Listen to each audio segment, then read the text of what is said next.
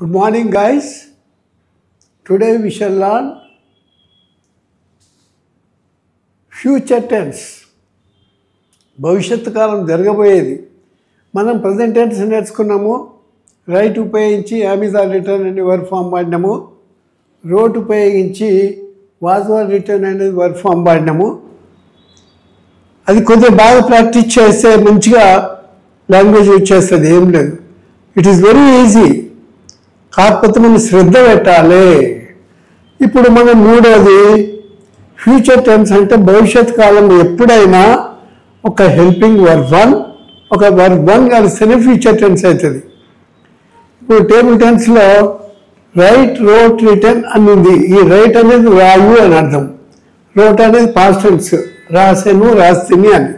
ఈ రిటర్న్ అనేది future tense కాదు, ఇది పార్టిసిపుల్ రాయబడు అని అర్థం ఇచ్చే క్రియ. మరి మనము ఫ్యూచర్ టెన్స్ ఏర్పడాలంటే ఒక helping verb will or shall. Can అంటే సామర్థ్యం తెలిపే క్రియ. మీకు చెప్పిన ఆల్రెడీ వర్బ్ ఫామ్ చెప్పినప్పుడు I will come, we will come అంటే కంపల్సరీ వస్తట్టయితే రావాలి. I shall come, we shall come అంటే చూస్తా, ప్రయత్నం చేస్తానట్టు. You shall come, he shall come, they shall come second and third పర్సన్కు షెల్ వాడితే కంపల్సరీ ఆర్డర్ అన్నమాట. ఆ కండిషన్ గుర్తుంచుకుంటే ఇప్పుడు I can come by my bike అని అంటే నేను బైక్ పైన వచ్చే సామర్థ్యం ఉన్నది అని దాన్ని బట్టి ఉపయోగించుకోవాలి. ఐ మే కమ్, నేను రావచ్చు, నమ్మకం ఉంటుంది, ఉండకపోయింది. మే కమ్ అనేది అప్పుడు మే ఉపయోగిస్తే పర్మిషన్ కోసం. మీకు చెప్పిన మే కూడా 3 సందర్భాల్లో వాడతారని అవన్నీ ఇక్కడ ఇంట్రడ్యూస్ చేయాలి నేను. ఎందుకంటే వర్బ్ ఫామ్ని బట్టి మీరు ఈజీగా ప్రాక్టీస్ చేసుకోవాలి. తర్వాత మరి ఇక్కడ మనము వర్బ్ ఫామ్లో క్రియారూపం ఎట్లుంటుంది. యాక్టివ్ వాయిస్ అంటే కర్తతో మొదలెట్టే వాక్యానికి విల్ ఆర్ షల్ రైట్ అన్నాం. ఇప్పుడు మీ కండిషన్ చెప్పిన ఐ విల్ రైట్ అంటే నేను ఖచ్చితంగా రాస్తా, రాయగలుగుతాను, నేను రాయగలను అన్నట్టు. ఈ గల అనే అర్థం వచ్చే క్రియ ఇది. ఐ విల్ రైట్, నేను రాయగలను. మరి దీని ప్యాసివ్ ఎప్పుడైనా కానీ ఆబ్జెక్ట్ లేకపోతే సబ్జెక్ట్కే ఈ ప్యాసివ్ వర్బ్ ఫామ్ కలపాలి.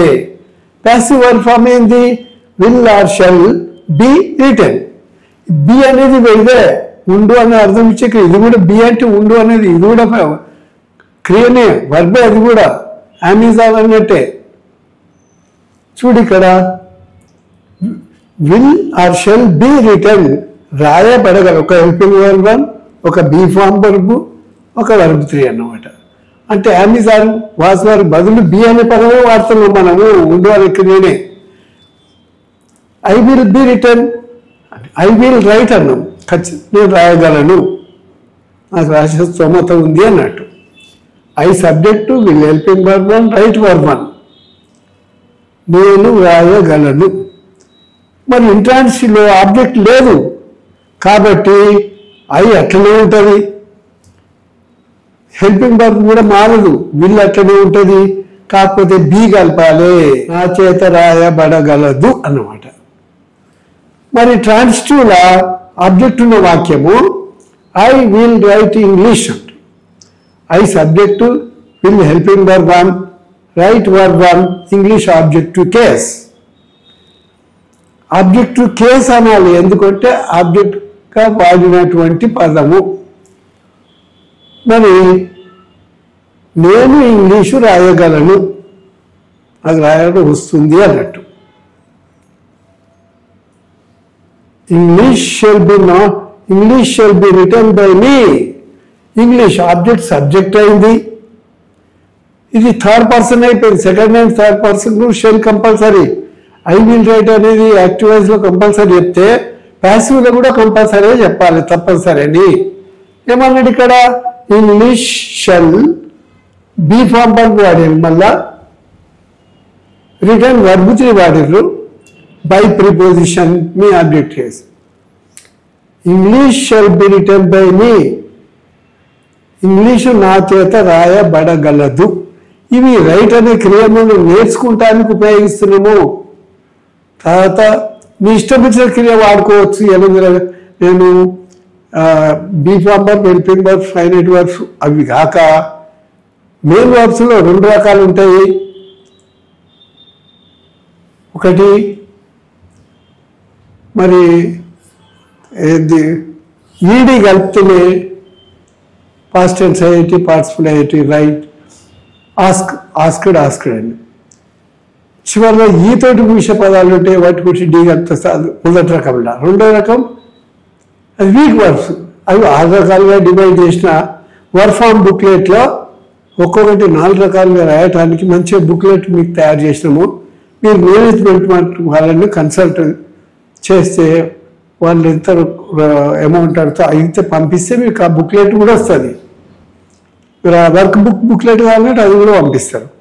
సరే, ఇక్కడ చూడండి, ఐ విల్ రైట్ ఇంగ్లీష్ అని. I subject, will helping verb 1, right verb 1, English object case. నేను ఇంగ్లీష్ రాయగలను. ఇంగ్లీష్తో స్టార్ట్ చేస్తున్నాం మనం ఆబ్జెక్ట్ ప్యాసివ్లా. కర్మార్థ ప్రధాన వాక్యం ఇది. 3rd person సింగులర్ నెంబర్ ఉంది కాబట్టి షెల్ వాడినము. బీఫామ్ వర్బ్ వాడినము. రిటర్న్ వర్బ్ 3 వాడినము. అది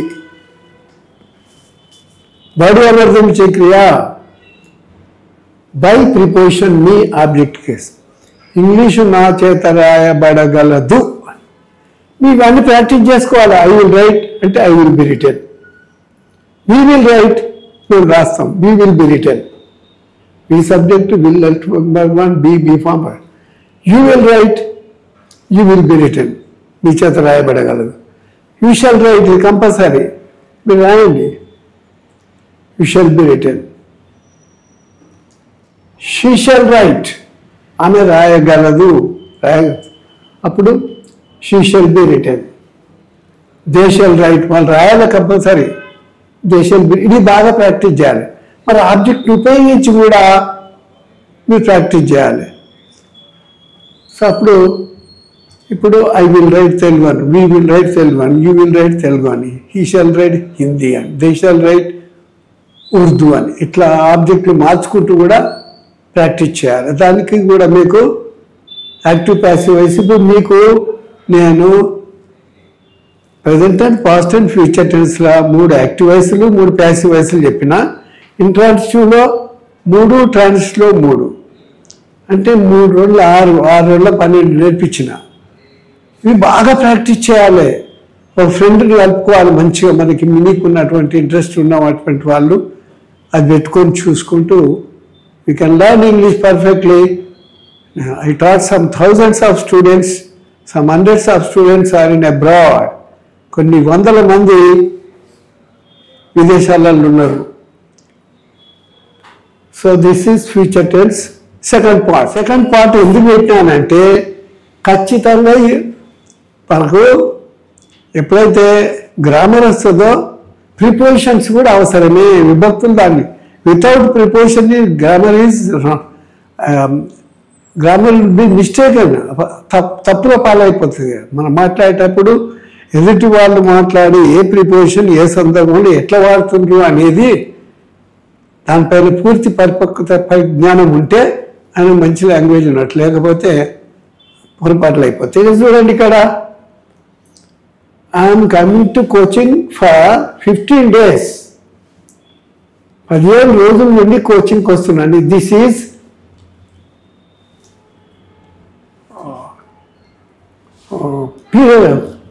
పీరియడ్ ఆఫ్ టైం అంటారు. అంటే ఇన్ని రోజుల నుంచి పీరియడ్ అన్నమాట. సంఖ్యలు ఇచ్చింది ఇక్కడ. మరి I bought a book for 70 rupees. వెళ్ళగలపడానికి కోసం కూడా నేను 70 రూపాయలకు ఒక పుస్తకం కొన్నాను. మరి my brother left for USA. దూర ప్రాంతం పోతే కరెక్ట్గా లొకేషన్ చెప్పకపోతే అప్పుడు ఫర్ వాడాలి. అంటే ఎట్లా నిర్దిష్టమైన స్థలం సూచించకుండా మా సోదరుడు యుఎస్ఏ వైపు వెళ్ళాడు. ఎక్కడ పోయిండో, డల్లాస్ ఉండా, టెక్సాస్ ఉండా, ఏ ప్రాంతం నుండో చెప్పకపోతే అట్లా వాడాలి. మరి మామూలుగా పక్క దుకాణం పోయిందనుకో, అప్పుడు my sister went to shop అనాలి. అప్పుడు టు వాడాలి, పోయింది అని. ఇప్పుడు కొరకు అనేటప్పుడు ఇది for which bus you are waiting, ఏ బస్సు కొరకు మీరు వెయిట్ చేస్తున్నారు. I'm waiting for Koti bus. అట్లా మనం దీంతో పాటు మెల్లమెల్లగా కొన్ని పదాలు రావడం, కొన్ని మాటలు నేర్చుకోవడం, కొన్ని సామెతలు నేర్చుకోవడం కోసం మనము all that glitter is not gold. All అంటే అంత, దట్ అంటే అది, గ్లిట్టర్ అంటే మెరుపు, ఈజ్ నాట్ గోల్డ్ మెరిసేది అంత మెరుపు కాదు, ఇది బంగారం లెక్కనే ఉంది అని అనుకుంటాం. అది బంగారీ కావు. కొన్ని నానుడి ఈడియం స్టిచ్ ఇన్ టైం సేవ్స్ 9 అన్నాడు.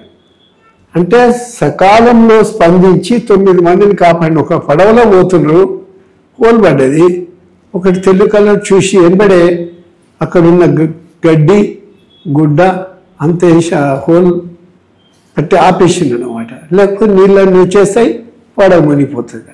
అందుకోసం సమయానికి స్పందించాలి. అంతా అయిపోయినాక ఏం చేయలేము ఎవరము, ఒక్క క్షణంలో జరిగిపోతుంది. కాబట్టి ఆ క్షణంలోనే మనం స్పందించి మన పనిని చేసుకోవాలి. రైట్? మీకు ఒకవేళ నచ్చినట్టయితే సబ్స్క్రైబ్ చేయండి, లైక్ చేయండి.